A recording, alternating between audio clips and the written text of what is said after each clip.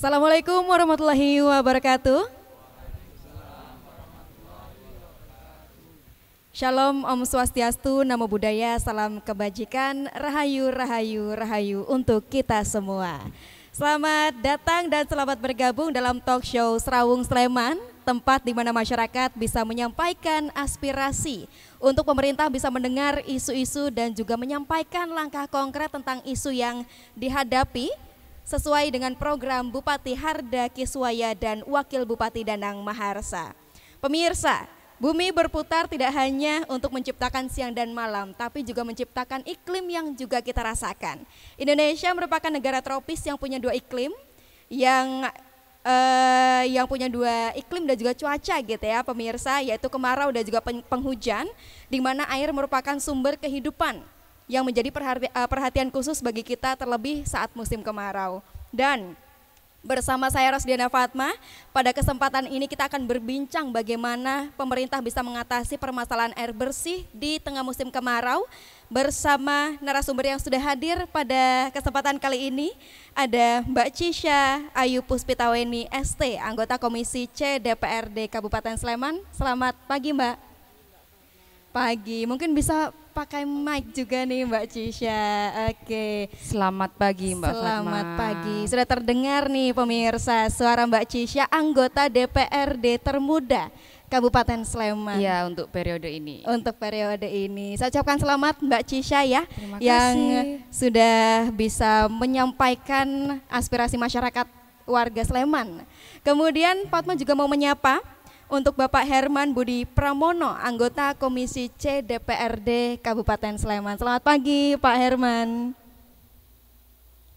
Selamat pagi Selamat Mbak Fatma. pagi. Gimana kabarnya hari ini Pak Herman? Alhamdulillah sehat, baik dan segar. Segar ya, mengawali hari Senin ya. Iya. Senin biasanya hari yang sibuk, tapi Pak Herman mengawali dengan hari yang segar. Insya Allah Alhamdulillah. begitu Iji. Oke. Kemudian Fatma mau menyapa juga kepada Bapak Makwan STPMT selaku Kepala Pelaksana BPBD Kabupaten Sleman yang sudah hadir pada kesempatan hari ini. Selamat pagi Pak. Selamat pagi Mbak Fatma. Salam siaga, siap untuk selamat. Salam siaga, siap untuk selamat. Salam dari BPBD gitu ya Pak ya. Siap. Siap. Salam tangguh. Sleman, Sleman tangguh. Sleman, Sleman tangguh. Baik, gimana kabarnya nih Pak? Alhamdulillah Sleman dalam kondisi aman terkendali. Mandaliem, aman terkendali ayem. Mantap.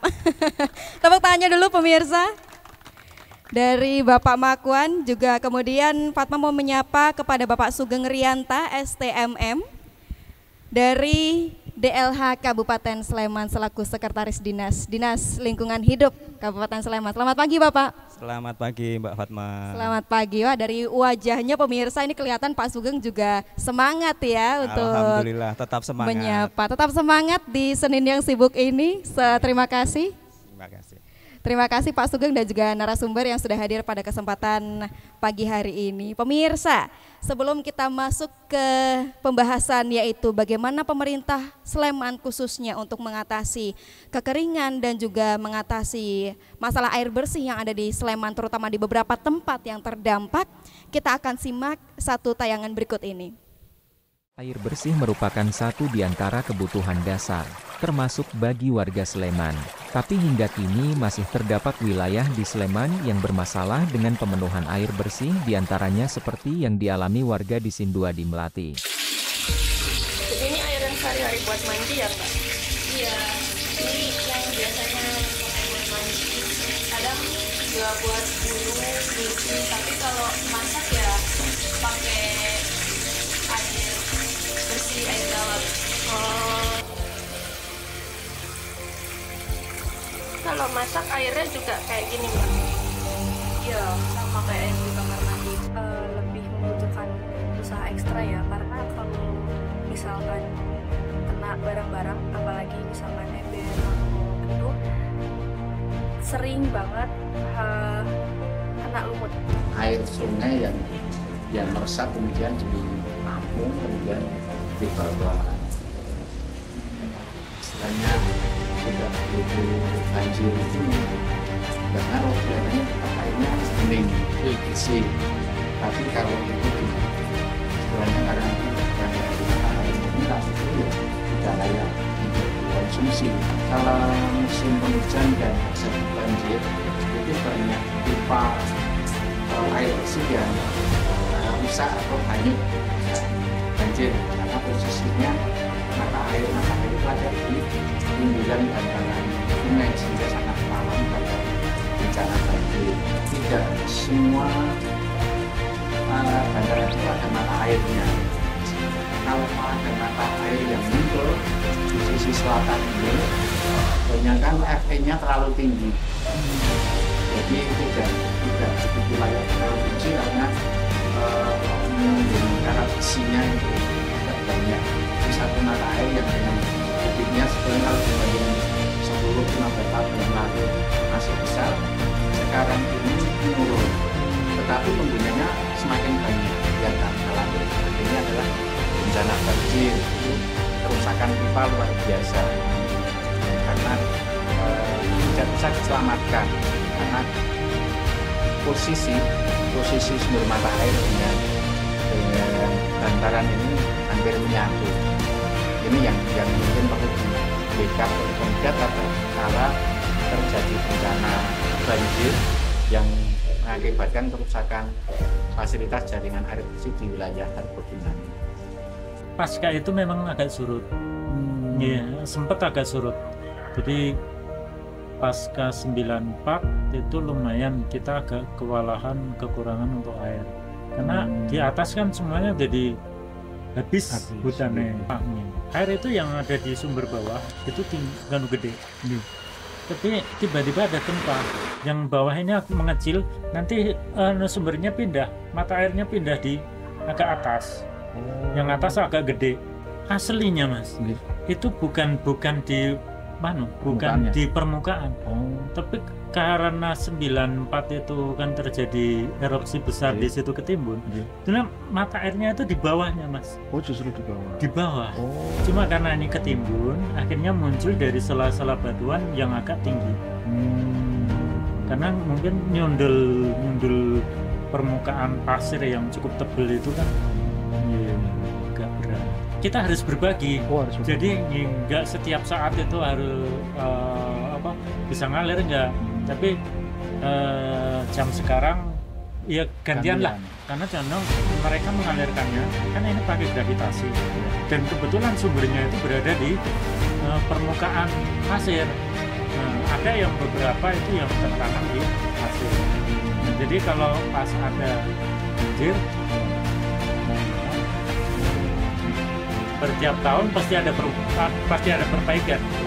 Biasanya walaupun dikit, tapi kalau nggak kena banjir, kan tebing-tebingnya juga masih labil juga. Ada beberapa yang masih labil. Ada sih kecil gitu loh. Ada yang kecil gitu. Itu yang pakai kan masyarakat. Kalau pas musim panas nih kan, kalau musim kering kan? Beli terus gitu untuk kebutuhan pribadi. Itu mana yang nggak bagian air itu ada. Tapi tahun kemarin juga di sini ngalami juga. Ngalami kekeringan. Ya, ada tapi cuma kecil gitu, ngaruhnya kecil gitu.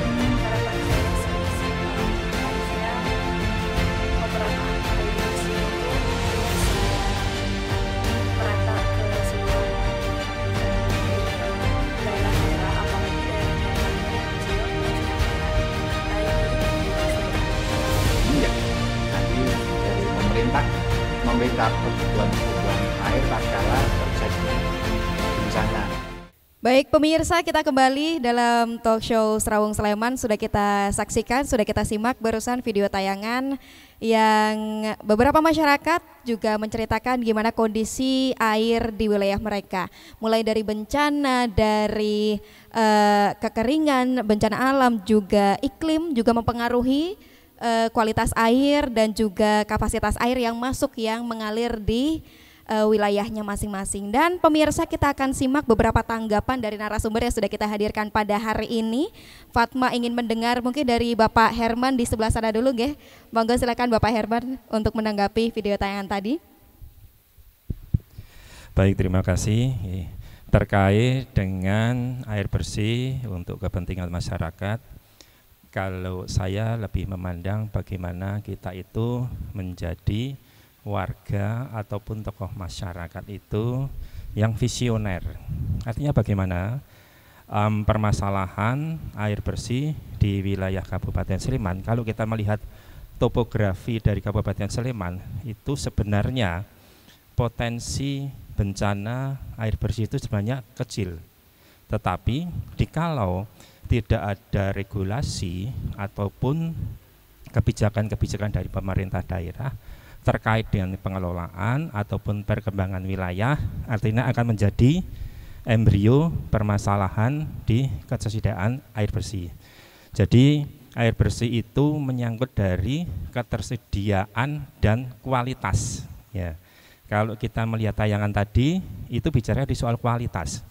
Padahal data dari UNICEF itu di wilayah kita itu 70% air bersih itu sudah tercemar oleh limbah rumah tangga yang ada di septic tank. Nah, jadi 70% sudah tercemar sehingga perlu adanya suatu regulasi yang mengatur terkait dengan perkembangan wilayah, penataan pemukiman, karena di wilayah-wilayah tertentu di Kabupaten Sleman ini ada yang pemukimannya sudah padat sekali, sehingga di pemukiman tersebut dengan luasan rumah yang kurang dari 100 meter persegi, di situ ada septic tank, di situ ada sumur, sehingga sudah tidak mungkin untuk dihindarkan untuk tidak terjadinya suatu pencemaran. Nah, sehingga diperlukan kesadaran kita bersama, kemudian kolaborasi antar sektoral, ya kalau saya menyebutnya, agar air bersih itu bisa diselamatkan. Karena sebenarnya daerah-daerah tampungan ataupun penyangga air bersih di wilayah kita itu sebenarnya masih cukup banyak. Dan saya pribadi sudah memulai, di tempat saya itu tidak ada air hujan yang terbuang, Mbak. Oke.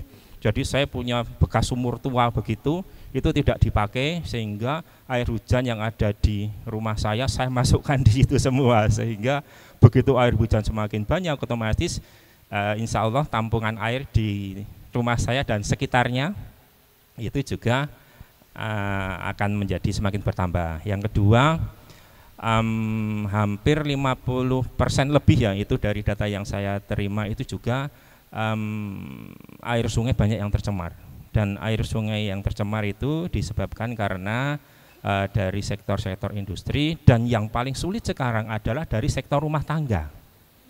Ya, kita bisa lihat sendiri banyak sekali rumah tangga yang membuat peralon-peralon pembuangan itu dimasukkan ke saluran-saluran air, saluran-saluran drainase.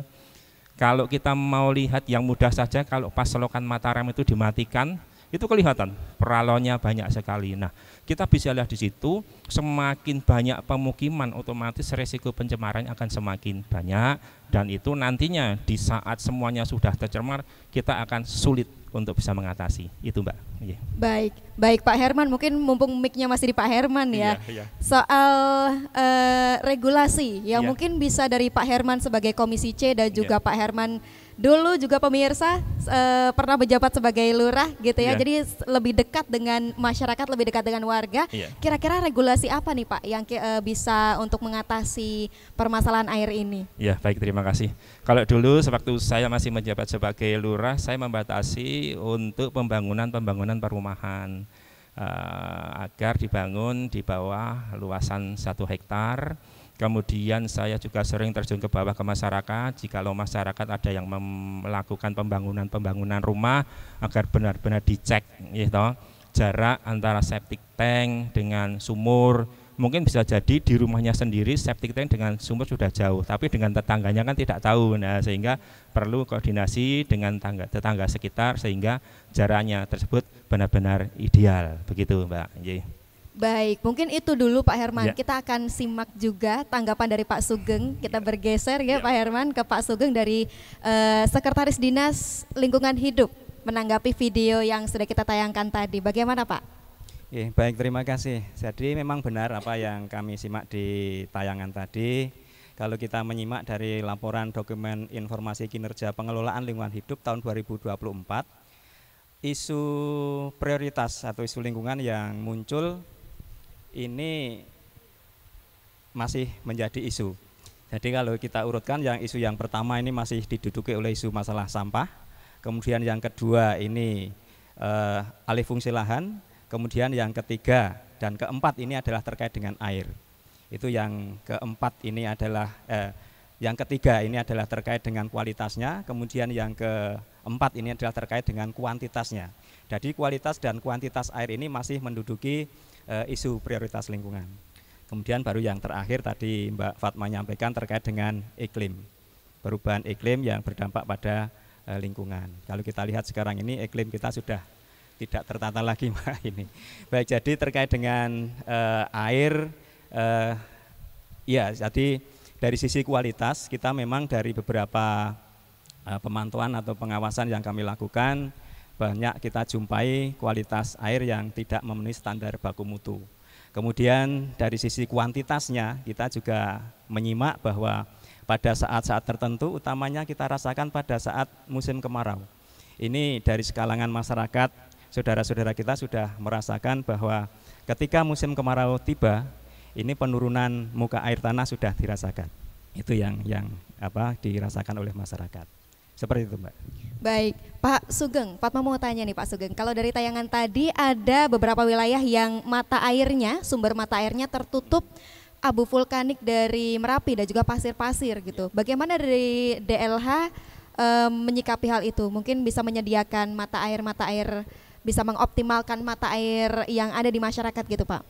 Ya, untuk mata air ini memang secara alamiah ya, artinya kan kita tidak bisa membuat mata air ya. Tetapi bagaimana mata air yang sudah ada ini kita upayakan muncul kembali. Artinya kan di titik-titik tertentu kejadian erupsi Merapi pada saat itu banyak yang tertutup oleh erupsi. Hanya memang bagaimana kita berupaya untuk sumber-sumber mata air itu bisa muncul kembali.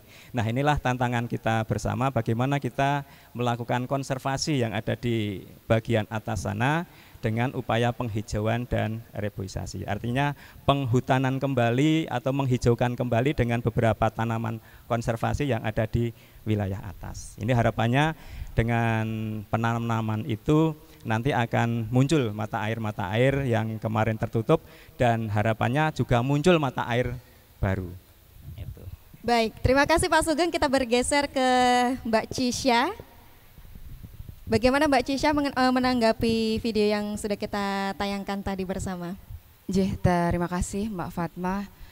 Ini menarik ya dari video yang ditampilkan tadi bahwa ternyata saat ini yang terjadi krisis air bukan lagi Prambanan, bukan lagi Gampeng ya Pak Maman, dulu sempat ada krisis air juga, tapi ternyata Melati.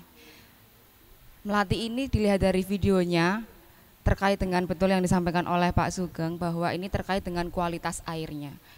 Mungkin kalau dicek di lab itu mungkin banyak bakteri E. coli-nya ya ini Pak Sugeng. Jadi ini tentu berdampak pada kesehatan warga masyarakat tentunya, dan ini perlu menjadi perhatian. Nah, dampak dari kualitas air Melati sendiri ini mungkin kalau dilihat Melati ini kan padat penduduk juga, kawasan industri juga banyak di situ. Nah, bagaimana ketika jaringan-jaringan infrastruktur distribusi air ini harus dilakukan peremajaan infrastruktur jaringan air, karena melihat tadi bahwa ada yang disampaikan juga dampak dari banjir, karena juga mungkin Melati efek juga dari ini ya Pak, penutupan selokan Mataram ya Pak ya, dari Van der Wijk itu. Jadi tapi setahu kami warga Melati, pemerintahan setempat juga sudah ada kesepakatan bersama dengan provinsi begitu ya Pak, terkait dengan bagaimana regulasi atau kebijakan yang diambil oleh pemerintah provinsi terkait dengan efek dari penutupan selokan Mataram ini. Nah, tentu kami Komisi C melihat seperti ini tentu menjadi perhatian ya Mbak Fatma. Maka bagaimana kedepannya kami mendorong DPU Sleman dan bersama dengan DLH untuk bisa menormalisasi atau meremajakan jaringan-jaringan infrastruktur distribusi air. Begitu Mbak Fatma. Baik, menormalisasi dan juga meremajakan ya. Tepuk tangan pemirsa.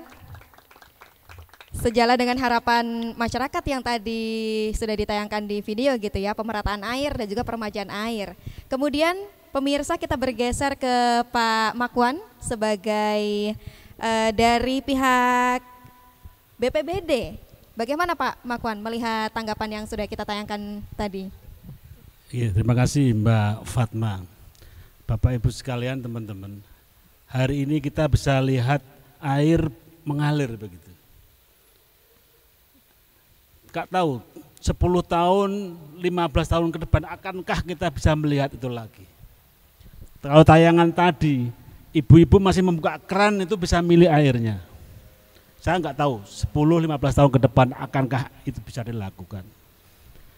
Kecuali kalau kita semua ini bijaksana mengelola air. Sebenarnya air ini sudah disediakan sama Gusti Allah melalui hujan. Dan manusia yang hidup di alam ini harus memanage namanya air. Jadi persoalannya adalah manajemen air. Hujan yang kemarin, kita semua bisa melihat Kali Bedok, Kali Boyong, Kali Kerasa mengalami namanya banjir yang luar biasa. Itu artinya berarti ada ketimpangan neraca air ini antara yang diresapkan dengan yang dibuang. Karena kalau sudah masuk air ke sungai, ini berarti kan sudah sampai ke laut sana. Berarti kan Tuhan kecewa. Sia-sia dikasih air, dikasih rezeki malah dibuang, kan gitu. Itu dampak dari pemanfaatan lahan yang kurang bijaksana. Alhamdulillah hari ini kita bicara air, tapi di tempat yang pas ini, karena semua tidak ditutup, tapi masih ada tanah-tanah yang terbuka yang air hujan bisa masuk. Kita bersyukur hari ini. Karena apa? Artinya Aglonema Park ini tidak termasuk yang mencederai ini kan itu. Alhamdulillah bersyukur hari ini kita pas. Oleh karena itu sekali lagi Bapak Ibu sekalian, untuk bisa minum seperti ini, bismillahirrahmanirrahim. Bapak Ibu sekalian, kita harus ingat anak cucu kita. Karena air yang hari ini kita ambil itu adalah air hujan 20 tahun yang lalu. Yang jatuh di kawasan Merapi sana. Dia pelan-pelan turun sampai ke sini, Melati sini. Kemudian kita yang hidup hari ini, kalau tadi lihat banjir, berarti kan membuang air hujan. Yang sudah dikirim payah-payah sama iklim atau sama musim penghujan. Nah ini menjadi tantangan kita ke depan. Jadi memanage air. Nah berkaitan dengan tayangan tadi, kalau berkaitan dengan jaringan air bersih, jadi air bersih yang dilihatkan tadi dalam tayangan itu adalah mata air yang ada di sekitar lereng Merapi. Nah, cara pengambilannya harus melalui jaringan pipa tadi. Dan satu-satunya cara mengambil mudah murah adalah memasang namanya pipa. Resikonya kalau ada banjir lahar pasti itu akan rusak. Jadi Mbak Prima, namanya banjir lahar itu dahsyat sekali. Mbak Fatma ya, Oke, Mbak betul, Fatma. Mbak Fatma yang prima. Boleh. Pangapunten nih, Mbak Fatma. Jadi luar biasa. Jadi gambar tadi itu pipa itu adalah pipa air bersih yang mengambil dari mata air di Kali Boyong kalau nggak salah itu. Itu di balik Bukit Turgo dan di balik Bukit Pelawangan. Kalau ada banjir lahar pasti. Terus gimana Pak kalau kemudian putus? Ya didandani. Karena tidak ada cara lain. Itu yang termurah. Nah, terima kasih kalau Bu Dewan tadi menyampaikan. Oh Mbak ya. Mbak Sisa. Oh gitu ya. Iya waduh. Nong pangapunten. Nah, ini penting. Jadi untuk jaringan infrastruktur harus disiapkan dengan baik. Tetapi sekali lagi BPBD siap apabila nanti ada gangguan jaringan, kita tetap dropping air. Jadi jangan malu-malu kita minta dropping, karena itu kebutuhan air. Air Tirta Amarta itu ada air untuk kehidupan. Bapak Ibu Bapak sekalian ini nggak bisa hidup tanpa air. harus ada air. Oleh karena itu airnya harus kita kelola dengan bijaksana, kita atur. Karena filosofnya gini, Tuhan itu menciptakan bumi, air. Setiap tetes air yang jatuh di bumi itu harus diresapkan. Gara-gara kita bikin konblok, gara-gara kita bikin gedung, itu akhirnya kemudian air itu melimpas. Sebenarnya Pak Sugeng itu sudah bikin aturan sebenarnya. Setiap aktivitas pembangunan yang menutup lahan resapan, itu kan setiap 60 meter persegi tutupan harus ada satu sumber resapan. Gitu ya Pak Sugeng ya? Nah kalau itu dilakukan oleh semua orang, tidak ada namanya kekurangan air. Karena semuanya sudah disiapkan. Kira-kira seperti itu Mbak Fatma. Baik, terima kasih Pak Makwan. Pemirsa tepuk tangan dulu untuk Pak Makwan.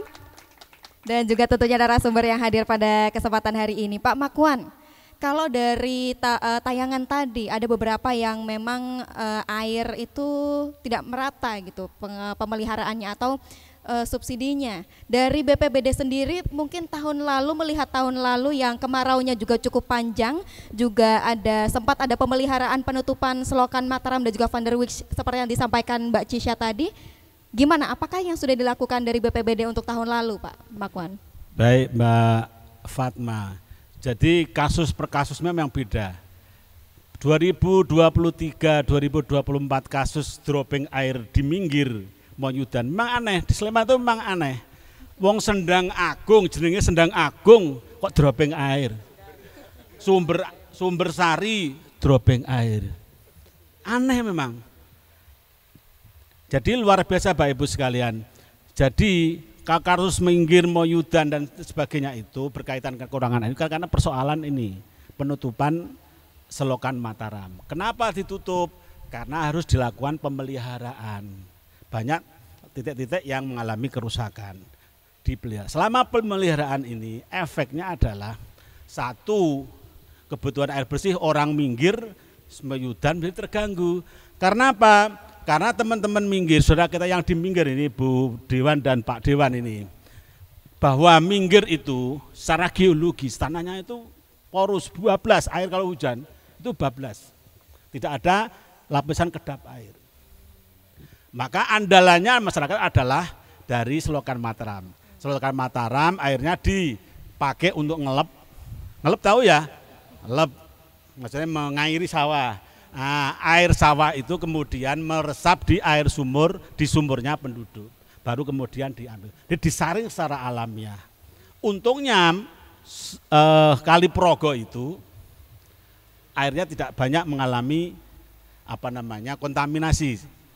Terutama untuk E. coli-nya masih aman lah kira-kira. Tapi lama-lama dengan tumbuhnya penduduk kemungkinan juga bisa seperti itu. Tapi secara alamiah ini disaring oleh alam melalui resapan air. Jadi Bapak Ibu sekalian, ini kasusnya per kasus beda-beda. Beda dengan Cangkringan, beda dengan Prambanan. Kalau Prambanan sekarang sudah clear, tidak ada masalah persoalan air. Karena apa? Karena tahun 2021 BPD bersama dengan teman-teman PU membuat jaringan air bersih. Mengambil air dari mana? Dari sumber mata air Pendean di Merbah. Kita pompa 8 kilo sampai di Bukit Mintorogo. Kemudian kita didistribusi menggunakan gravitasi ke seluruh kawasan Prambanan. Alhamdulillah dropping air yang bisa 1.500 tangki clear mulai 2021 tidak ada dropping. Malu kita kalau Sleman masa dropping. Nah, kan itu. Okay. Karena kalau kami kan konsepnya kan Mandaliem, aman terkendali ayem. Nah, gitu. Kembali ke konsep ya Pak ya. Baik. Baik, terima kasih Pak Makwan untuk tanggapannya. Pemirsa, kalau tadi sudah disampaikan beberapa memang dari Pak Herman juga sudah menyampaikan tadi ada beberapa aktivitas dari rumah tangga terutama ya Pak ya, juga industri.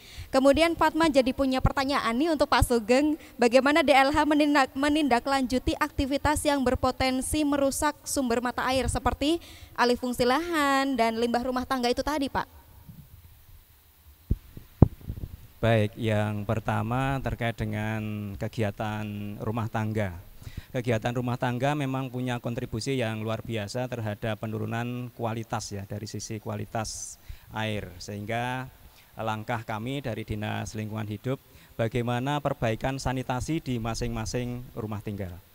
Nah, tentunya tadi Pak Herman sampaikan bahwa lalu bagaimana dengan masyarakat atau saudara-saudara kita yang tempat tinggalnya ini sudah tidak mencukupi lagi dengan jarak ketentuan septic tank ya Pak, septic tank dengan sumber air. Ini kan kadang-kadang tadi diilustrasikan kita dengan tetangga kita sudah memenuhi minimal 10 meter jarak antara septic tank dengan sumber air bersih. Tetapi kita nggak tahu dari tetangga kita, kemungkinan malah justru itu berdampingan ya Pak, berdampingan antara septic tank dengan sumber air. Kita khawatirkan juga kemungkinan kalau septic tanknya konstruksinya tidak benar, itu dimungkinkan akan berpengaruh terhadap kualitas air bersihnya. Sehingga kebijakan ataupun langkah yang kita tempuh sekarang adalah dengan komunal. Jadi sistem instalasi pengolah air limbah rumah tangga secara komunal. Jadi di beberapa titik sumber limbah rumah tangga ini kita buatkan secara komunal, secara menyatu. Dari sekian berapa KK, ada sampai 100 KK, itu kita buatkan IPAL secara komunal, sehingga IPAL komunal ini tentunya kita pilih jaraknya otomatis sudah jauh dengan sumber air. Itu sehingga di dalam IPAL komunal itu harapan kita itu sudah terolah baik, kemudian setelah dibuang ke lingkungan itu sudah memenuhi standar baku mutu. Itu untuk yang sisi kualitas. Kemudian untuk yang sisi kuantitas, sisi jumlah, ini memang tadi Pak Makwan singgung ada regulasi terkait dengan bangunan dan gedung nih Pak Makwan ya, yang awal di Dinas PUP KP. Itu memang ada ketentuan bahwa setiap aktivitas pembangunan itu diwajibkan untuk membuat sumur resapan air hujan sekian tadi 60 ya Pak, 60 meter persegi tertutup, itu harus menyediakan 1 unit sumur resapan air hujan dengan kapasitas 1 meter kubik. Itu regulasinya seperti itu, sehingga bagi masyarakat yang akan mengajukan, kalau sekarang sebutannya adalah persetujuan bangunan gedung, kalau dulu adalah IMB, salah satu syaratnya adalah situ. Itu adalah salah satu upaya untuk menambah imbuhan air tanah di kita untuk kuantitasnya agar tetap terjaga. Itu kalau itu diterapkan ke seluruh Kabupaten Sleman, saya pikir tadi Pak Makwan aman ya Pak, aman untuk ketersediaan air tanah kita. Itu di samping untuk kegiatan-kegiatan yang lain seperti penghijauan itu juga tetap dilakukan.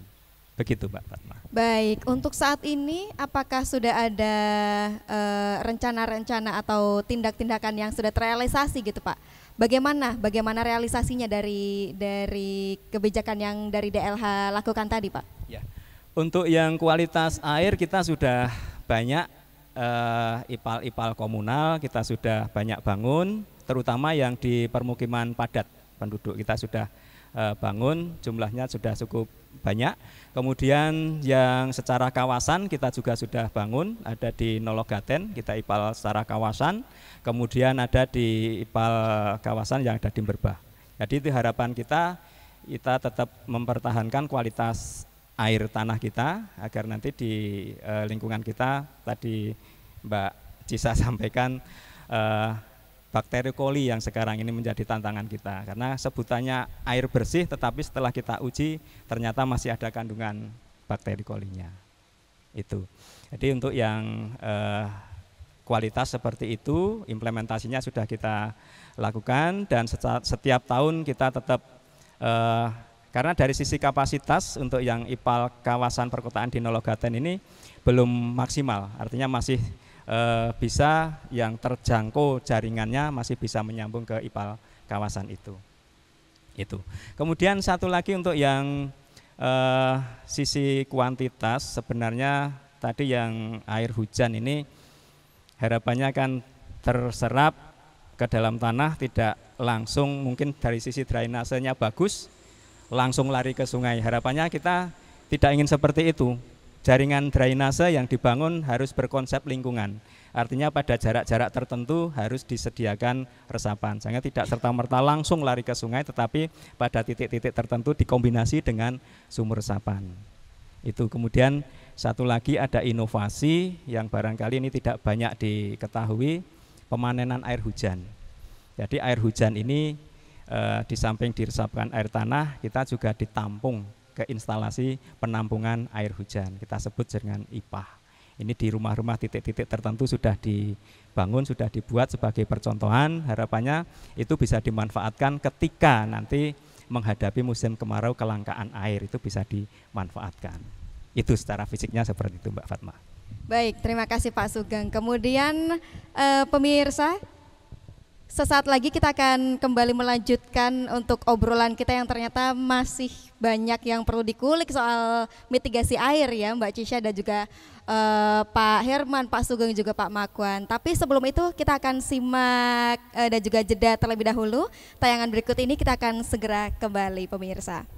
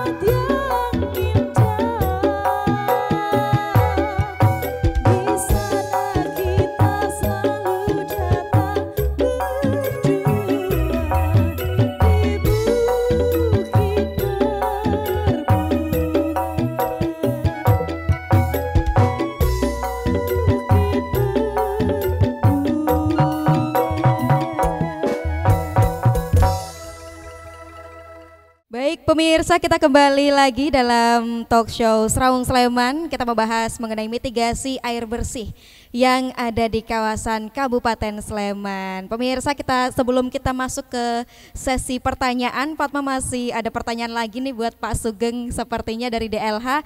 Fatma punya banyak hal yang dikulik nih Pak Sugeng nih. Boleh silakan mic-nya Pak Sugeng. Kalau tadi Pak Sugeng sudah menyampaikan tindakan solutif ya untuk mitigasi air bersih ini. Lalu bagaimana tindakan preventif apalagi seperti alihan fungsi lahan dan juga limbah rumah tangga Pak Sugeng dari DLH Dinas Lingkungan Hidup sendiri bagaimana? Ya. Untuk yang alih fungsi lahan ini memang kita tidak sendiri ya, artinya tidak di Dinas Lingkungan Hidup sendiri. Artinya tahapan-tahapan untuk penggunaan lahan itu kan ada tahapan pertama adalah kesesuaian dengan tata ruang. Artinya ada perangkat daerah yang menangani kesesuaian tata ruang itu. Apabila itu sudah sesuai dengan tata ruang, tentunya ada instrumen lain yang nantinya harus diikuti. Itu misalnya ada satu rencana usaha dan atau kegiatan yang itu harapannya kan kalau itu tidak sesuai dengan tata ruang kan tentunya tidak berlanjut. Nah, kalau itu sudah sesuai dengan tata ruang, tentunya nanti di tahapan kami ada namanya persetujuan lingkungan. Nah, disitulah persetujuan lingkungan nanti akan kita terapkan. Usaha atau kegiatan ini bisa dijalankan dengan ketentuan sesuai dengan dokumen lingkungan yang nanti harus dimiliki oleh usaha atau kegiatan itu. Itu adalah satu tindakan preventifnya seperti itu. Nah, kemudian kalau yang terkait dengan limbah rumah tangga, tentunya kita juga perlu memberikan edukasi kepada saudara-saudara kita bagaimana kita tetap menyiapkan untuk sanitasi yang baik. Itu saja sih sebenarnya untuk ke sana. Baik, terima kasih Pak Sugeng. Kita tepuk tangan dulu untuk Pak Sugeng, pemirsa. Baik, pemirsa, kita lanjut. Fatma mau tanya nih buat Mbak Dewan yang menjadi anggota Dewan termuda di Sleman ini, Mbak Cisha. Gimana Komisi C memandang urgensi pemerataan distribusi air bersih di Sleman setelah yang sudah kita bahas tadi, Mbak? Ya, terima kasih Mbak Fatma. Memang untuk Komisi C tentu yang saya sampaikan tadi bahwa kami siap mendampingi, dalam artian mendampingi adalah kami berkomunikasi dengan dinas-dinas terkait, ya selain DLH juga DPU Sleman, bagaimana nanti kerjanya kan tidak hanya dari sektor legislatif saja, tapi pelaksananya adalah eksekutif.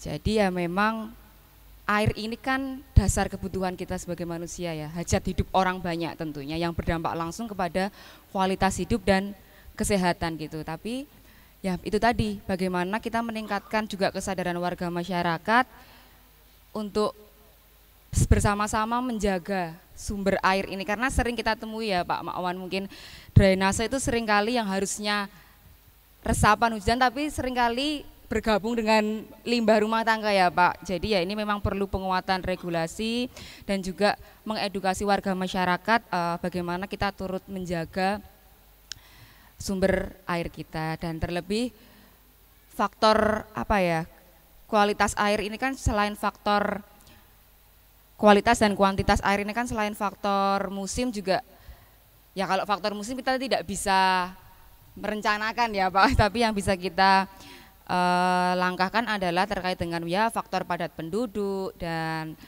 kawasan-kawasan industri yang mungkin di daerah Depok begitu, faktor padat penduduk juga mungkin salah satu menjadi faktor dari ketersediaan air bersih itu sendiri. Nah dulu di Catur Tunggal Depok di Padukuhan Merican itu kita tahu bahwa Padukuhan Merican itu wilayah yang dulu padat sekali penduduknya ya, bahkan akses kendaraan aja sulit gitu. Jadi bahkan juga menjadi kawasan kumuh. Tapi sekarang alhamdulillah Merican ini mendapatkan intervensi dari pemerintah pusat untuk menjadi kawasan yang ada ruang terbuka hijaunya, dan saat ini masyarakat sudah bisa mengakses air bersih. Dulu Merican ini masih menggunakan sumur manual ya Pak ya, menimba dengan sumur manual ya Pak. Jadi ya ini harapannya Merican ini menjadi salah satu contoh bagaimana kedepannya Kabupaten Sleman ini untuk ketersediaan air bersih, distribusi jaringan airnya bisa merata ke seluruh kabupaten, wilayah di Kabupaten Sleman. Begitu Mbak Fatma. Baik, terima kasih Mbak Cisha. Kemudian Fatma mau menyambung masih di Komisi C di Pak Herman. Bagaimana pengawasan Komisi C Pak Herman terhadap kerjasama PDAM mungkin atau dengan desa-desa terdampak kekeringan? Apakah dari Pak Herman sendiri sebagai Komisi C sudah bisa melihat pengawasan tersebut berjalan dengan efektif ataukah perlu ditambahkan regulasi baru? Iya, baik, terima kasih Mbak Fatma. Sebenarnya kalau terkait dengan regulasi itu saya kira sudah mencukupi. Hanya pada tahap di realisasinya saja, dikarenakan Sleman ini juga wilayahnya cukup luas. Kemudian terkait dengan permasalahan-permasalahan air memang kadang beda wilayah, beda kapanewon, beda kelurahan itu juga permasalahannya juga berbeda-beda. Sehingga terkait dengan pengawasan kami, memang kami dari Komisi C memang lebih fokus di infrastrukturnya, sehingga kalau kita bicara soal air, gitu, otomatis saya tadi sudah matur, ya lintas sektoral, bahkan lintas komisi, ya. Kalau lembaga penyedia air bersih milik pemerintah daerah dalam hal ini PDAM itu masuknya di Komisi B. Terkait dengan kerjasama dengan dinas dan instansi kelurahan itu masuknya di Komisi A. Terkait dengan kesehatan masyarakat masuknya di Komisi D. Nah, sehingga di dalam kami melakukan monitoring memang kami sangat membutuhkan masukan-masukan dari masyarakat. Meskipun kami dari Komisi C juga sering turun ke bawah menjaring aspirasi masyarakat, apalagi pas pada saat masa reses itu kan kami turun ke bawah menjaring aspirasi masyarakat, apapun itu masyarakat, agar bisa menyampaikan permasalahan-permasalahan yang terjadi di lingkungan masyarakat, termasuk di masalah air ini. Nah, sehingga dengan adanya masukan dari masyarakat, itu kami dari Komisi C bisa menampung masukan tersebut untuk bisa diteruskan ke pihak eksekutif. Begitu Mbak. Baik, terima kasih Pak Herman.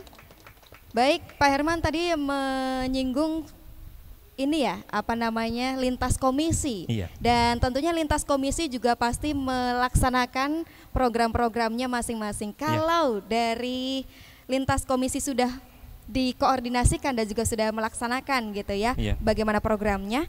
Kemudian kalau Fatma mau ke Pak Makwan, gimana Pak? Nih Fatma mau ke Pak Makwan dulu ya. Monggo silakan. Untuk sinergi dari BPBD dengan OPD lain yang sudah dikoordinasikan dari komisi yang sudah disampaikan Pak Herman tadi, bagaimana Pak Makwan untuk koordinasi BPBD dengan OPD lain?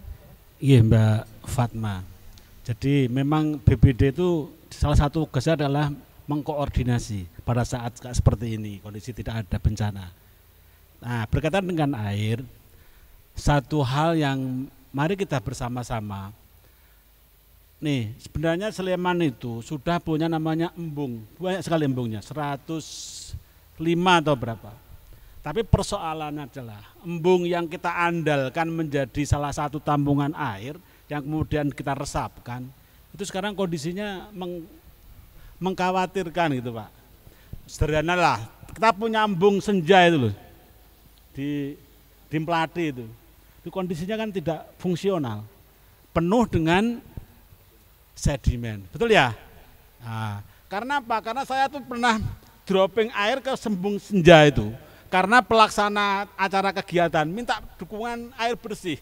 Yang punya tangki itu saya sama DLH. Nah, yang paling gampang dihubungi itu kan BPBD, selalu siap siaga 24 jam kan itu. Artinya apa? Nah, ini kita minta, karena kebetulan mitra saya itu kan komisi apa? Nah, sementara embung itu kan urusannya saya.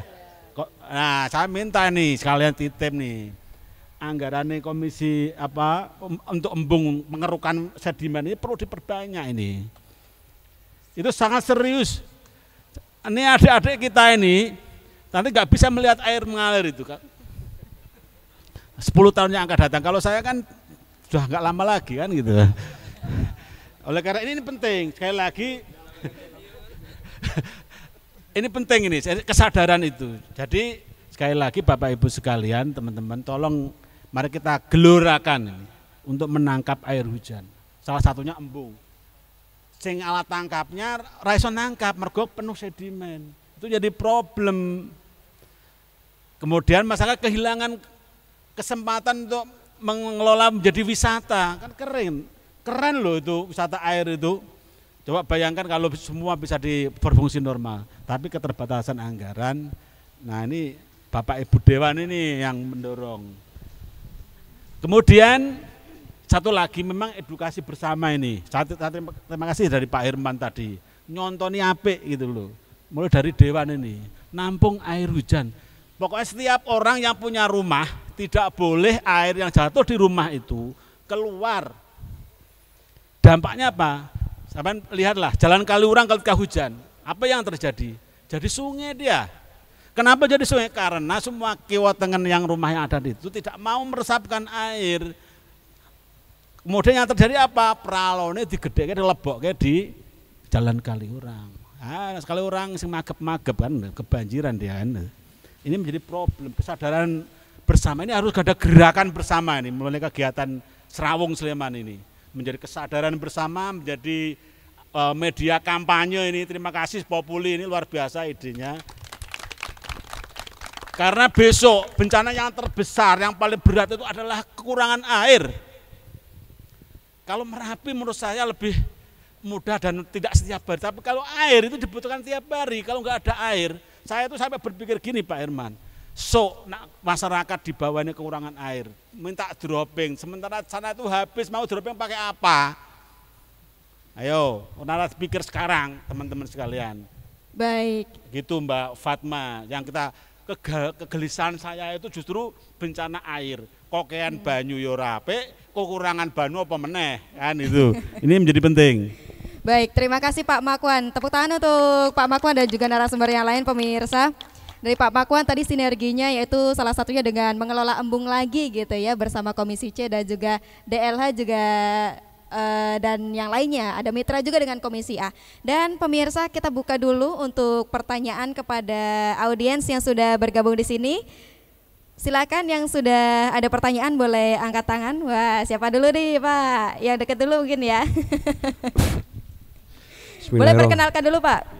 Bismillahirrahmanirrahim. Assalamualaikum warahmatullahi wabarakatuh. Waalaikumsalam warahmatullahi wabarakatuh. Perkenalkan, nama saya Bambang dari Dusun Temulawak, Triharjo, Sleman. Mungkin sedikit pertanyaan untuk dua narasumber ya Mbak ya. Kebetulan rumah saya itu di pinggir kali Pak. Di pinggir kali, sebelah kalinya ada GKBI pabrik ya. Dan setiap hari pabrik itu mengeluarkan limbah ke sungai. Bahkan setiap hari ditambah limbah rumah tangga yang dari sepanjang kali itu buangnya di kali semua.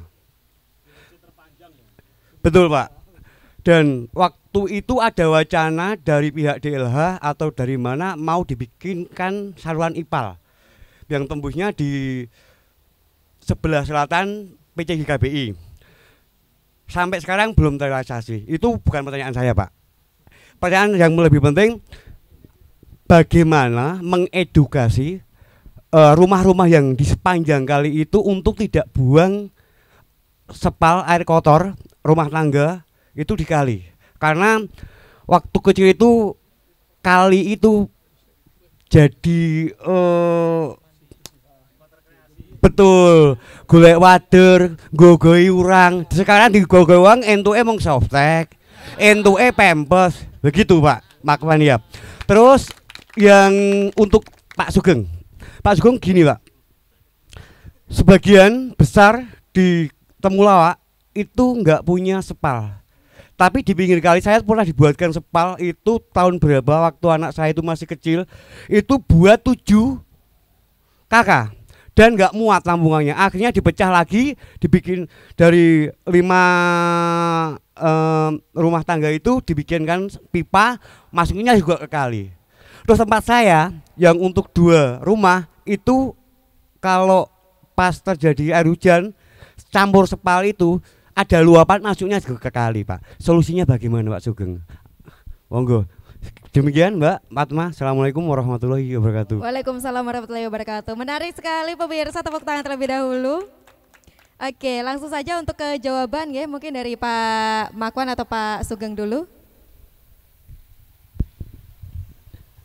Baik Pak Bambang, saya kira ini tantangan kita bersama. Jadi kalau di bencana itu akan terjadi ketika tidak ada kepatuhan. Kalau patuh, selamat. Baik itu gempa bumi, Merapi, atau banjir. Kepatuhan. Jadi masyarakat yang ngeyel, persoalan ngeyel memang soal budaya, perilaku. Tapi sebenarnya dengan adanya kejadian itu menjadi sadar sebenarnya. Jadi memang ini edukasi ini urusan bersama, Pak, nggak bisa BPBD. Oleh karena itu saya sarankan, Trimulyo, saya kira Trimulyo ada kelompok relawannya. Saya kira melalui media kelompok relawan itulah nanti kita edukasi bareng-bareng, Pak. Silakan undang kami, silakan undang DLH kaitannya dengan air. Memang cita-cita Sleman itu nak iso air ini anak cucu kita itu punya merasakan gogoh urang. Saya kira ono, Pak. Mungkin teman-teman itu nggak tahu gogoh urangnya apa gitu. Satu pembelajaran ekologi yang hilang, Pak. Gogoh kalau di sini namanya, kalau di Pantura namanya empet, nek kene iki yuyu. Urang.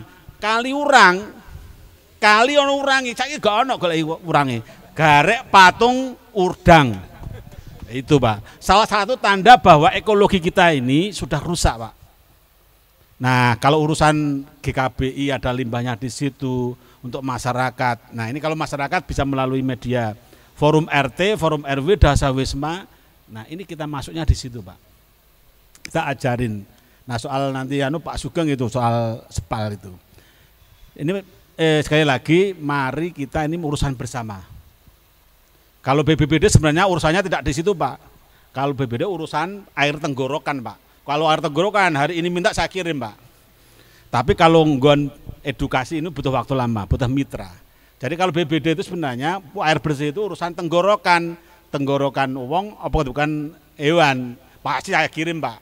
Nggak boleh ada orang Sleman mati gara-gara kekurangan air bersih. Saya yang berdosa itu. Karena saya ditugasi bupati untuk urusan air tenggorokan. Tapi kalau urusan agrolima mati bukan urusan saya, Pak. Sawah airnya kekeringan bukan urusan saya. Saya urusannya hanya air tenggorokan manusia atau hewan. Pasti kami akan datang. Terima kasih. Baik, terima kasih. Kemudian Pak Sugeng silakan. Baik, terima kasih Pak Bambang atas pertanyaannya. Yang pertama terkait dengan keberadaan limbah dari satu usaha. Kalau tadi Pak Bambang menyebut di sana ada kegiatan tekstil ya, Pak ya, tekstil. Itu yang bersebelahan, kemudian sebelah utaranya atau sebelah baratnya itu juga ada, Pak. Sudah tutup ya. Itu juga dulu menjadi PR kami bagaimana kegiatan ini bisa taat terkait dengan standar pemenuhan baku mutu, standar yang harus dipenuhi. Kalau dari sisi perusahaan kami lebih gampang, Pak, untuk memberikan terkait dengan pengawasan. Kita lebih mudah untuk menangani ketika kita ada laporan, kemudian ada bukti hasil uji kualitas lingkungan yang ternyata ini melebihi standar baku mutu, kita bisa langsung ke perusahaannya. Itu hanya memang kalau yang dikaitkan dengan kegiatan saudara-saudara kita yang ada di sana, karena memang kondisinya mungkin permukimannya sudah begitu padat, kemudian kesulitan untuk membangun satu fasilitas untuk pengolahan limbahnya. Ini memang tadi Pak Makwan sampaikan harus bersama-sama, Pak. Kita rembuk bersama-sama mulai dari RT, RW, Pedukuhan, kemudian nanti secara bersama-sama dikomunikasikan kepada kami, sekiranya nanti bisa difasilitasi untuk pembangunan IPAL komunal, Pak. Kalau mungkin sudah ada embrionya yang tadi ada 2 KK atau 7 KK tadi sudah ada, sehingga nanti kita diskusikan, kita komunikasikan nanti ke depannya saya pikir untuk bisa terrealisasi untuk pembangunan IPAL secara komunal. Karena memang begini Mbak Fatma, kita ini terngiang-ngiang dengan lagu yang dulu itu loh, kalau mungkin zaman kita ya Pak Mahwan itu. Dayoe teko dan seterusnya. Nah, akhirnya kan sungai atau kali ini menjadi tumpuan untuk pembuangan segala. Dayoe teko, gelarno kloso, klosone bedah, tambalen jadah, jadahe mambu, pakakno itine mati, buangan kali. Ya, itulah yang menjadi sekarang saat ini menjadi tumpuan sungai sebagai tempat pembuangan semuanya. Tetapi kami dari Dinas Lingkungan Hidup akan memberikan edukasi kepada warga masyarakat di Kabupaten Sleman. Terbukti sekarang sudah terbentuk ada 34 komunitas peduli sungai di Kabupaten Sleman, sehingga harapannya saudara-saudara kita yang tergabung dalam forum komunikasi sungai di Sleman ini bisa memberikan edukasi kepada masyarakat di lingkungan sekitar sungai. Begitu Mbak Fatma. Baik, terima kasih. Sudah ditampung juga ya Pak tadi untuk permasalahan dari Pak Bambang. Semoga nanti bisa langsung disegerakan oleh DLH dan juga pihak terkait. Kemudian Fatma buka lagi satu pertanyaan. Moga silakan Pak. Iya, terima kasih. Assalamualaikum warahmatullahi wabarakatuh. Waalaikumsalam warahmatullahi wabarakatuh. Perkenalkan, saya Jafar. Saya mungkin yang paling jauh dari sini ya. Saya dari Kalasan, Pak. Bu. Jadi saya di sini kebetulan temannya Mas Sigit ini, karena beliau saya bisa berada di forum yang luar biasa ini. Dan ini Populi memang bukan hanya media ya, tapi lebih dari sekedar media. Tepuk tangan untuk Populi teman-teman. Izin langsung saja pertanyaan saya terutama untuk Mbak Ayu ya, ini anggota Dewan Termuda yang muda yang menyala dan juga Pak Herman ya. Kalau tidak salah ini dari beberapa kalangan peneliti itu kan faktor kekeringan itu kan setidaknya ada empat faktor ya. Yang pertama itu tentu karena tadi yang sempat disinggung Pak Sugeng itu perubahan iklim global ya. Iklim bukan hanya saat kemarau saja, tapi yang seharusnya musim hujan pun sekarang kering sih Pak. Nah itu juga mempengaruhi ketersediaan air. Yang kemudian yang kedua adalah penggunaan air yang berlebihan Pak. Ini mungkin juga sering kita tidak sadari begitu. Jadi ya tadi itu kayak misalnya di daerah-daerah yang poros tapi masyarakatnya tidak sadar, sak penake misalnya mandi aja sampai 1,5 ember misalnya gitu. Terus yang ketiga ini pencemaran air ya. Pencemaran air ini terutama mungkin dari rumah tangga tadi disebut Pak. Tapi juga industri Pak, karena Sleman ini kan bertumbuh juga industrinya. Dan yang mungkin ya mohon maaf belum sempat disinggung tadi, tapi ada penelitian bahwa ternyata pertanian pun berkontribusi Pak, karena pestisida itu juga berpengaruh terhadap kualitas air gitu. Dan yang terakhir tentu infrastruktur ya. Infrastruktur ini kan tadi juga di video juga disampaikan Mbak Ayu, bagus sekali sangat kami sebagai warga mengapresiasi Mbak untuk peremajaan, karena dan mungkin ini peremajaan yang juga bagaimana instalasinya tahan bencana gitu. Nah, ini pertanyaannya kira-kira apa solusi dari Komisi C terhadap persoalan 4 faktor itu untuk nanti ketersediaan air yang berkelanjutan dan tentu saja secara kualitas dan kuantitas bisa merata begitu. Terima kasih Mbak Fatma. Demikian pertanyaan saya untuk Mbak Dewan dan Pak Dewan. Wassalamualaikum warahmatullahi wabarakatuh. Waalaikumsalam warahmatullahi wabarakatuh. Silakan Mbak Dewan dan juga Pak Herman untuk menjawab. Ya, terima kasih Mas Jafar dari Kalasan untuk pertanyaannya yang disampaikan kepada saya dan Pak Herman. Tentu langkah Komisi C yang kita lakukan adalah sesuai dengan fungsi dan kewenangan dari Komisi C, yaitu terkait dengan pembangunan infrastruktur jaringan air. Nah, tadi ada 4 faktor ya kira-kira yang menjadi penyebab krisis air dan rawan air bersih begitu.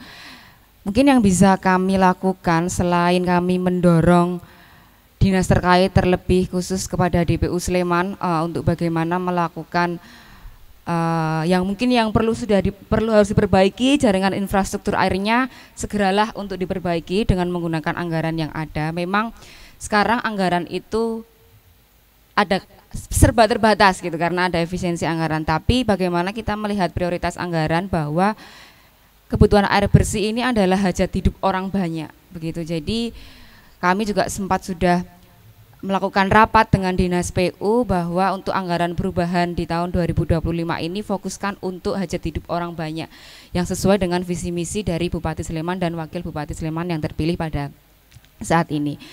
Nah, salah satu contoh yang bisa kami berikan bagaimana kami berkomunikasi dengan PU adalah rehabilitasi infrastruktur air begitu. Dalam artian kita membangun yang disampaikan Pak Mawan, kita ini embung banyak sekali ya Pak, tapi bagaimana itu bisa dioptimalkan sebagai fungsi penyimpanan air. Jadi ya kita lakukan pengurukan sedimentasi dan mungkin ini kabar gembira juga bagi warga masyarakat Sleman pada waktu pekan lalu begitu. Ngarso Dalem pada saat kegiatan panen kopi Merapi, Ngarso Dalem menyampaikan bahwa harus ada pembangunan embung untuk kopa irigasi pertanian kopinya gitu. Nah, ini juga menjadi salah satu kesempatan kita bagi warga masyarakat Sleman untuk menjadikan embung ini sebagai penyimpanan air yang bisa didistribusikan ke wilayah Kabupaten Sleman begitu. Dan juga kami sebagai DPRD Sleman juga memiliki kegiatan-kegiatan yang difungsikan untuk bertemu dengan warga masyarakat. Nah, selain juga kita fokuskan kepada infrastrukturnya, kita juga memiliki tantangan yang besar ini seperti apa yang disampaikan oleh Pak Makwan dan juga Pak Sugeng, Pak Herman, bahwa tantangan kita adalah bagaimana menyadarkan warga masyarakat pentingnya menjaga kelestarian lingkungan untuk air bersih supaya ya tadi anak cucu kita itu masih bisa merasakan apa tadi Pak gogohurang itu tadi. Nah, ini menjadi penting bagaimana memberikan edukasi kepada warga masyarakat bahwa selain kita juga harus fokuskan kepada infrastrukturnya, kita juga harus menyadarkan warga masyarakat terkait dengan kelestarian sumber airnya. Artinya apa? Artinya kita harus fokus dari hulu sampai hilir. Ketika kita hanya fokus pada infrastrukturnya saja, tapi sumber airnya tidak kita jaga, itu mungkin tidak akan efektif atau mungkin bahkan percuma begitu Mas Jafar. Jadi langkah-langkah yang harus diambil dari Komisi C Sleman yaitu kita harus bersama-sama ya ini Pak Herman berkomitmen bagaimana mendampingi, mengawasi terkait dengan pembangunan infrastruktur yang ada di Kabupaten Sleman. Begitu Mas Jafar, atau mungkin Pak Herman mau menambahkan? Baik, terima kasih Mbak Cisha menambahi terkait pertanyaan dari Mas Jafar. Mas atau Pak? Oh Pak Jafar, wah raketa itu sudah Bapak. Jadi begini, terkait dengan pengelolaan air, kalau saya lebih berpikir yang luas lagi saja. Lingkungan itu menjadi baik, semuanya itu menjadi baik, memang harus ada dua pihak yang sama-sama aktif. Artinya pemerintahnya aktif, masyarakatnya juga aktif. Artinya seperti tadi yang sudah dibahas bersama, agar air itu menjadi baik, pemerintah juga menerapkan, melaksanakan ya regulasi-regulasi yang sudah ditetapkan, masyarakat juga mematuhi. Nah, tadi karena tadi ada yang namanya pengeyelan tadi ya. Itu urusan dengan pengeyelan. Nah, itu. Jadi kami dari Komisi C siap untuk menerima laporan-laporan dari masyarakat terkait dengan limbah-limbah yang mencemari lingkungan. Itu pun kami pilih menjadi dua. Kalau limbah itu dari sektor industri, sektor usaha, segera saja laporkan ke saya, Mbak Cisha, atau teman-teman yang lain di Komisi C. Khusus saya pribadi, saya siap untuk langsung terjun ke bawah jikalau saya dilapori. Cerita saja, saya dulu pernah dilapori ada ternak ayam yang mengganggu lingkungan begitu. Saya tanya orangnya nggak ngaku, terus saya sendiri diam-diam saya duduk di belakang ternak ayam tersebut di bawah pohon bambu dari jam 3 pagi sampai subuh di pinggir sungai, nggak ada orang yang tahu kalau saya di situ. Ternyata itu memang benar-benar bau. Nah akhirnya dipanggil lagi, si peternaknya baru ngaku, terus akhirnya bisa dicari solusinya. Nah jadi begitu, jadi saya menjawabnya secara garis besar saja. Sekali lagi masyarakat diminta untuk aktif juga, sehingga slogan Bupati dan Wakil Bupati, satu dalane apik, dalane padang, ditambah kaline bening. Nah, karena nek dalan ora apik, dalan ora padang, selama ada dana langsung bisa dilaksanakan. Tetapi kalau kalinya sudah tidak bening, kita lihat sendiri di Jawa Baratnya, baru getol melakukan pembongkaran bangunan yang ada di bantaran sungai. Begitu bangunan dibongkar, airnya mengalir, tapi lihat airnya itu warnanya apa? Nggih toh? Hitam loh, hitam pekat gitu. Jangankan kita menggunakan, kena aja kita langsung segera untuk mencuci, karena pencemarannya sudah sedemikian rupa, sehingga nantinya kalau sudah terlambat kita untuk bertindak secara kuratif sudah agak sulit. Makanya saya tadi dari awal sudah matur, marilah kita itu menjadi generasi-generasi yang preventif, yang visioner, seperti diingatkan Pak Makwan. Mungkin beberapa tahun ke depan kita nggak bisa melihat air yang mengalir jernih di pinggir desa kita dimanapun itu, sehingga untuk mendapatkan air yang bersih dan sehat kita masih sangat kesulitan. Sekali lagi keaktifan dari masyarakat sangat kami butuhkan. Monggo Mas Pak Jafar, kalau ada masih keliru Mas lagi kalau ada laporan-laporan terkait dengan pencemaran lingkungan segera disampaikan kepada saya atau kami di Komisi C. Terima kasih. Begitu Mbak Fatma. Baik, terima kasih Pak Herman dan juga Mbak Cisha dari Komisi C yang sudah menjawab pertanyaan dari Pak Fajar ya, Pak Jafar ya. Oke, satu pertanyaan lagi Fatma buka karena memang keterbatasan durasi ya, pemirsa di sini. Coba dari perempuan dulu ya. Tadi sudah ada bapak-bapak, sekarang dari Mbak nih, Mbak siapa? Silakan. Assalamualaikum warahmatullahi wabarakatuh. Waalaikumsalam warahmatullahi wabarakatuh. Perkenalkan, nama saya Adiba dari Sleman Godean, Pak. Saya punya pertanyaan buat Pak Sugeng. Pertanyaannya sederhana, Pak.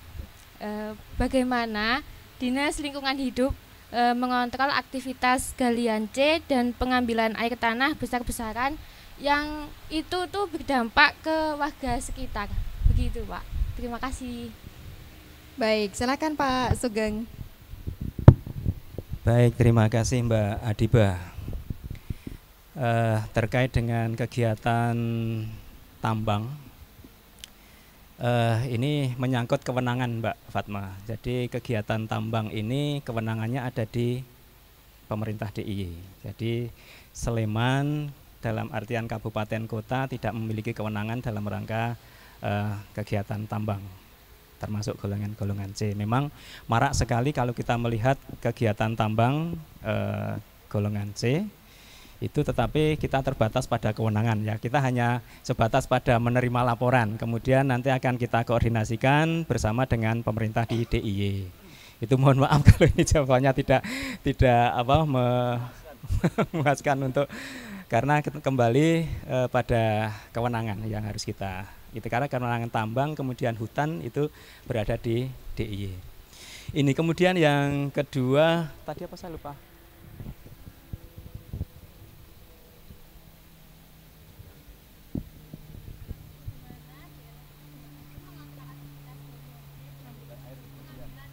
Oh ya, pengambilan air yang berlebihan. Sama, ini juga kegiatan tambang juga. Pengambilan ini ada memang kita selalu dilibatkan dalam rangka koordinasi karena terkait dengan letak atau lokasi kegiatan yang akan mengambil air secara mungkin besar-besaran dengan mengambil air, kalau menyebutnya adalah air bawah tanah sebenarnya, tetapi air sumur dalam ya Pak Makwan ya. Itu hanya memang kita selalu berkoordinasi apakah memang benar-benar ini ngambilnya benar-benar di bawah lapisan kedap ya Pak Mawan sebetulnya. Itu karena kalau tidak menembus pada lapisan kedap itu berpengaruh pada sumber air yang ada permukaan ya, air permukaan di sekitarnya. Ini ada mekanisme yang harus dilalui oleh pengambil ini, itu ada mekanisme perizinan yang harus ditaati. Dalam rangka perizinan itu juga ada tahapan-tahapan yang harus dilalui ada sosialisasi dengan warga sekitarnya. Karena beberapa waktu yang lalu pernah kita temui juga ada satu rencana kegiatan akan mengambil air, sebutannya air dalam, tetapi warga masyarakat sudah datang ke kami, ke DLH, khawatir kalau itu nanti mengambil airnya, kemudian nanti sumur-sumur sekitarnya akan ikut turun. Itu nanti ada mekanisme yang harus lalu sesuai dengan kewenangannya, perizinannya ada di DIY, kemudian karena wilayahnya ada secara administrasi di Kabupaten Sleman, kita fasilitasi, kita pertemukan untuk menangani itu. Jadi tahapannya hanya sebatas itu, Mbak Adiba. Jadi tetap karena ini berada di wilayah administrasi Sleman, tentunya kita juga bersama-sama mengkoordinasikan sesuai dengan kewenangan yang kita miliki. Begitu. Baik, terima kasih Pak Sugeng. Tepuk tangannya dulu pemirsa. Tadi menyangkut aktivitas galian air tanah ya Pak ya. Nanti akan dibantu dengan DLH begitu, terkait kewenangan juga milik pemerintah Kabupaten DIY. Baik, pemirsa, kita akan memasuki sesi kesimpulan karena ternyata sudah banyak sekali yang kita bahas dan juga dari pertanyaan-pertanyaan juga sangat memperkaya pembahasan kita pada pagi hari ini menjelang siang. Dan pemirsa, kesimpulan untuk program pada kali ini adalah bagaimana pemerintah memberikan solusi untuk mitigasi air bersih mulai dari perawatan infrastruktur dari Komisi C, kemudian bagaimana memfasilitasi masyarakat untuk bisa memberdayakan kembali bagaimana mengolah kembali air yang mereka produksi, air yang mereka buang, dan juga dari DLH juga dari BPBD juga akan membantu bagaimana memfasilitasi air bersih apabila akan terjadi kekeringan atau memang masyarakat membutuhkan air bersih. Masyarakatnya juga pengen mendapatkan fasilitas gitu ya pemirsa. Tapi dari pemerintah juga selain memberikan fasilitas juga menginginkan informasi dan juga menginginkan ini ya Fatma jadi hilang kata-kata nih pemirsa, kelanjutan masyarakat gitu, untuk peran serta masyarakat untuk bisa dua-duanya bersinergi dan juga menciptakan dampak yang bagus untuk bagaimana membuat mitigasi air bersih di Sleman ini menjadi optimal dan juga menjadi efisien. Begitu pemirsa, terima kasih banyak untuk Anda yang sudah hadir dan juga untuk Anda yang sudah tetap berada dalam program ini sampai akhir. Kita akan berjumpa di program berikutnya dan juga dengan pembahasan berikutnya tentunya selaras dengan program yang disampaikan oleh Bupati kita Harda Kiswaya dan juga Danang Maharsa. Terima kasih dan juga kita akan sambung di sesi berikutnya.